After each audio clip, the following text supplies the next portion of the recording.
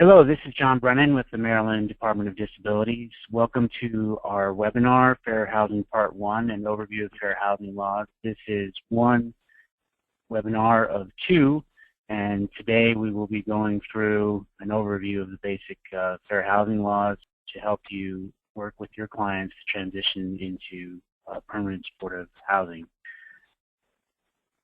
I'd like to acknowledge that this training is made possible by the Maryland Partnership for Affordable Housing, which is a coalition of 3 state agencies within the Maryland state government: the Maryland Department of Health and Mental Hygiene, the Maryland Department of Housing and Community Development, and the Maryland Department of Disabilities. In particular, I'd like to acknowledge the Maryland Department of Health and Mental Hygiene Money Follows the Person program, who's funding this effort. The coalition is a broad collection of advocates, housing advocates, affordable housing developers, funders, and state agencies that work collectively to try to improve housing or create housing opportunities for people with disabilities. Currently, we have 3 programs: the Harry and Jeanette Weinberg Affordable Housing Initiative, the HUD 811 PRA program, and the MFP Bridge Subsidy program. Thank you, John. The slide you see has an overview of today's module. We're going to talk about some basic housing discrimination concepts. What is housing discrimination? Provide an overview of fair housing laws and basic fair housing concepts. As a disclaimer, this webinar is intended to inform you and does not really serve as legal advice. This webinar should be used only as a guide, and you should look for more in-depth resources as needed. So let's get started. What is housing discrimination? Housing discrimination is a refusal to sell, rent, or otherwise make available a dwelling unit, like an apartment or for-sale home, because of a protected characteristic of a person. Protected characteristics include race or color, religion, sex, gender, national origin, familial status, and disability. This webinar focuses specifically on housing discrimination based on disability. In 2011, 55% of almost 800 fair housing complaints received by the U.S. Department of Housing and Urban Development were specifically about discrimination based on disability.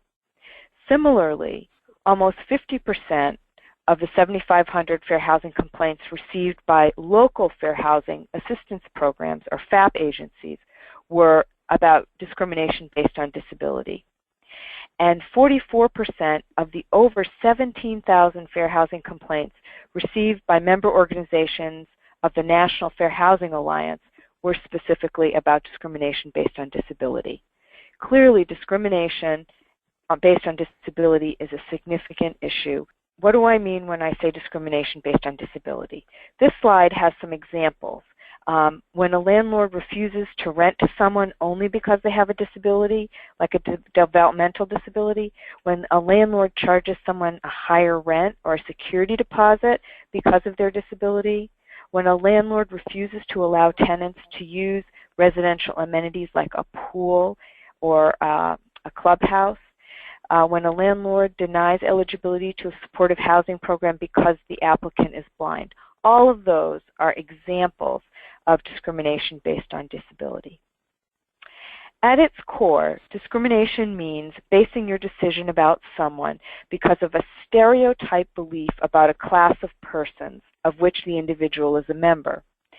Examples of this kind of stereotyping around disability might include people with psychiatric disabilities are all violent, or people who have a history of substance abuse will all use drugs, or I can catch HIV or AIDS from someone who is infected by HIV.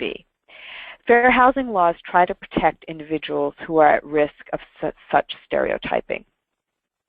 Let's turn now and talk about the specific laws. Do a little bit of an overview of fair housing laws. We're going to talk briefly about 3 federal laws. First, the Federal Fair Housing Act. Second, Section 504 and finally, the Americans with Disabilities Act, or the ADA. So first, the Fair Housing Act. In 1968, the federal government passed laws prohibiting discrimination on the basis of race, creed, and national origin. In 1988, these laws were amended to also include disability as a covered or protected class. So under the Fair Housing Act, housing discrimination against people with disabilities because of their disability was prohibited with that 88 passage of the Federal Fair Housing Amendments Act. The 88 Act prohibits discrimination because of disability in terms, conditions, privileges in the sale or the rental of housing. The law is very broad and covers all public and private housing except for owner-occupied housing with 4 or fewer units. The second law, Fair Housing Law, that's important is called Section 504 of the Rehab Act of 1973, or Section 504 for short. 504 is a broad piece of legislation that covers all federally funded programs, including but not limited to housing, such as housing funded by the U.S. Department of Housing and Urban Development or the Rural Housing Services. The Federal Fair Housing Act, the Fair Housing Act, in contrast, is limited to housing. That's only about housing. 504 covers, as I said, all federally funded programs, including HHS or SAMHSA-funded programs. 504 passed in 1973, but the regulations covering federally funded housing from HUD were not final until 1987. Requirements of covered programs and entities, as I said, are more far-reaching than the Fair Housing Act. For example, under the Fair Housing Act, landlords must allow tenants to make reasonable accommodations. So they have to allow them to be able to make them if they're renters. In 504, certain landlords are required to pay for and make reasonable accommodation if it's reasonable, does not propose an undue burden. And we'll learn more about that in the second module, but it's much more far-reaching. The third law, the Americans with Disabilities Act, has several titles. Like 504, ADA is not specific to housing, but is very broad. It passed in 1990 after the Fair Housing Act was amended to include disability. The two titles or parts of the ADA that touch on housing are Title II and Title III. The Title II of the ADA essentially extends Section 504 to all activities of public entities, including state and local governments. So this means that state-funded housing programs, such as state-funded rental assistance or capital programs, have fair housing and non-discrimination requirements, similar to the federal level when they're covered by 504.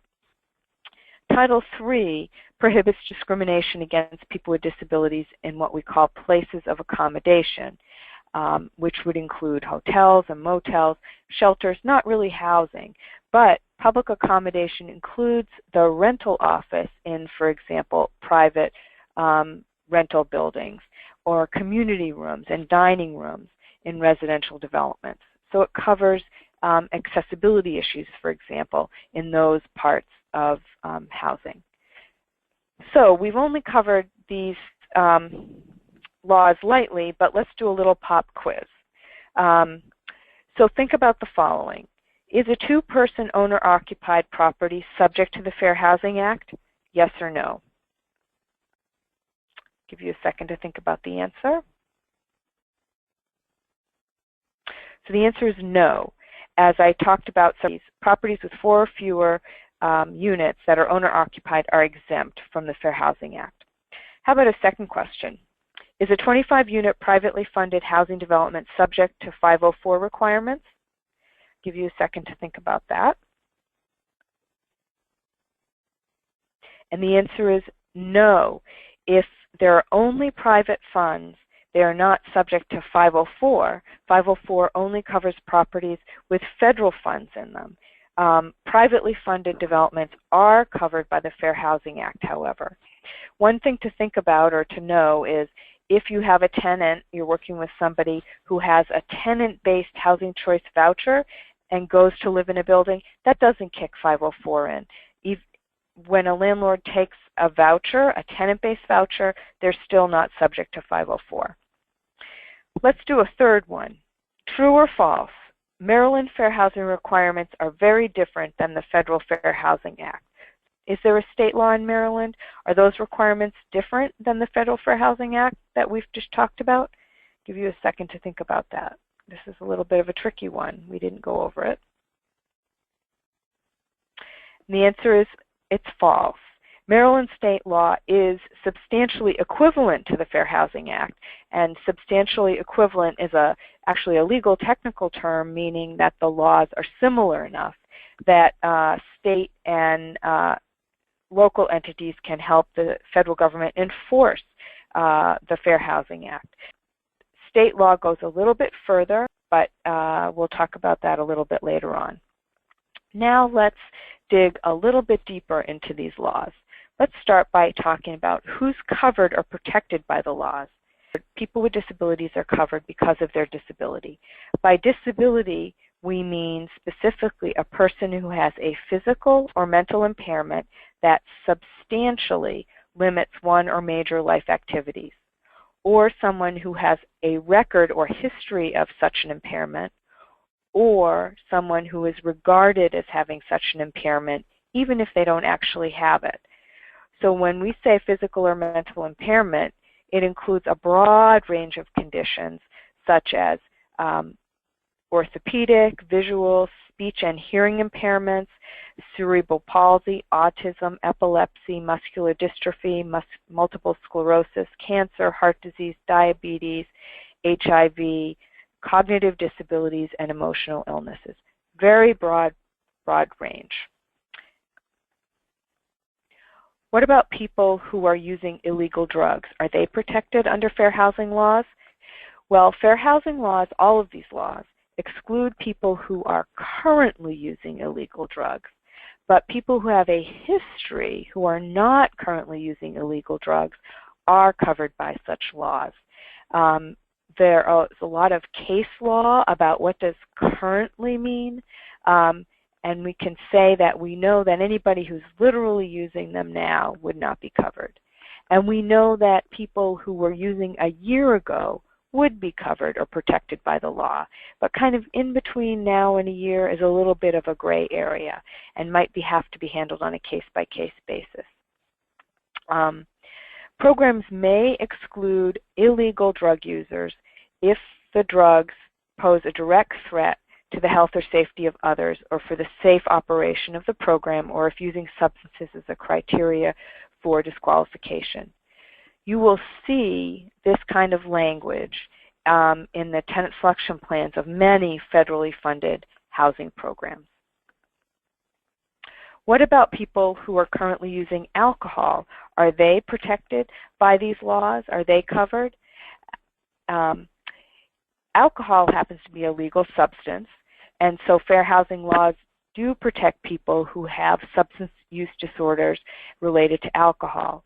However, if using alcohol makes the individual a direct threat to other people, or if using alcohol is manifestly related to program goals, or if using alcohol would result in substantial physical damage to the property of others, a person would not necessarily be covered or protected by these laws.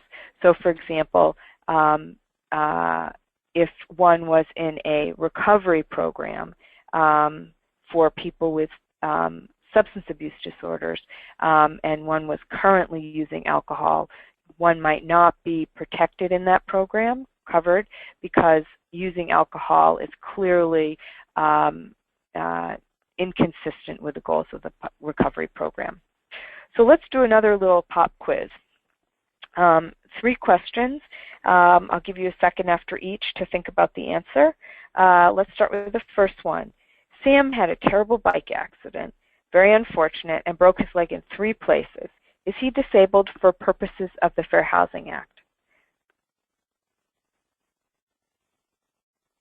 So the answer is no.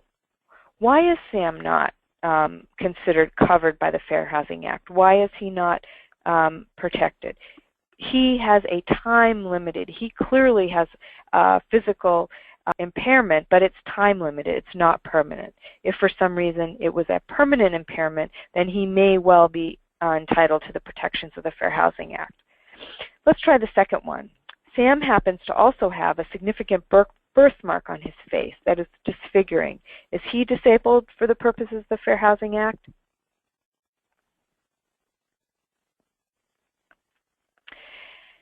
And the answer is he might be. It's possible. If his birthmark creates issues for him, if it causes people to treat him differently, then the answer would be yes. It would be regarded as if he is regarded as having an impairment or disability, and that would be covered by the definition of disability.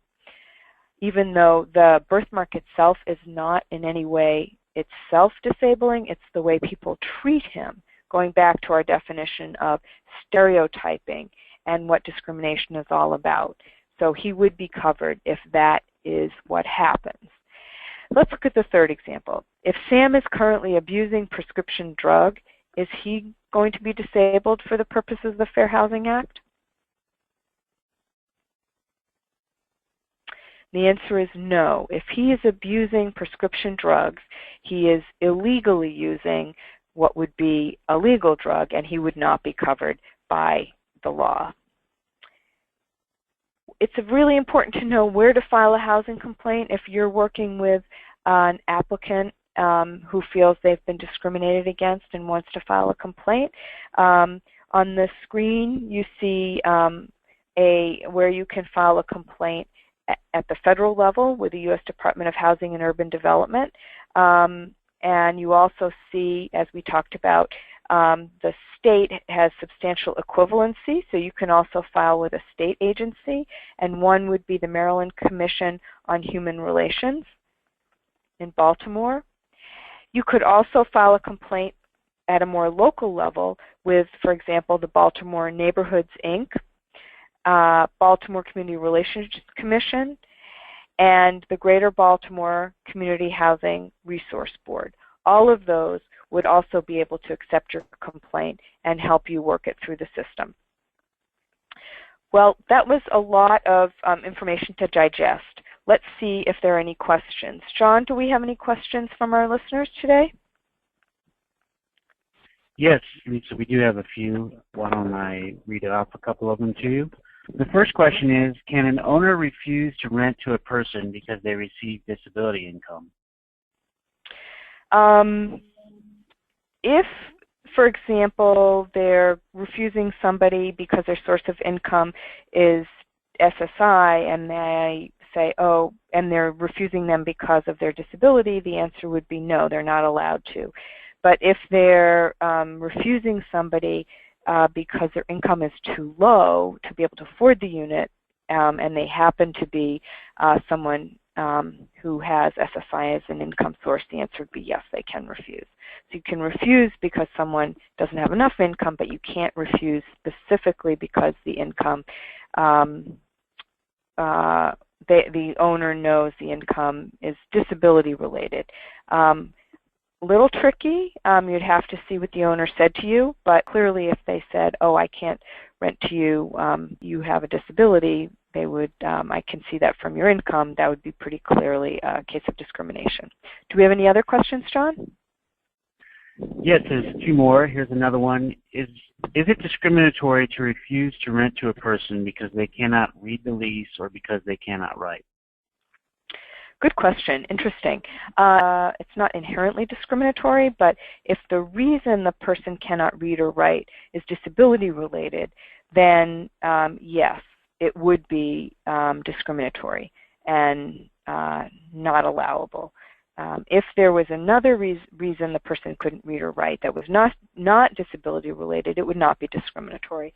But it's quite likely in this day and age that it would be disability related, unless, for example, someone was a recent immigrant to the country and there was no lease in translation. That would be a different issue. But to the extent that the issue is disability related, it would be illegal. Any other questions? One more, and this relates to your slides on drug use. Can a landlord refuse to rent to a person if they recently completed a drug rehabilitation program and are not currently using drugs? Well, as we talked about a little bit, or we'll talk about more in the next module actually, reasonable accommodation is kind of a gray area. Even if someone completed rehab, the owner will have the right to determine if the reasonable accommodation request is what we could call reasonable.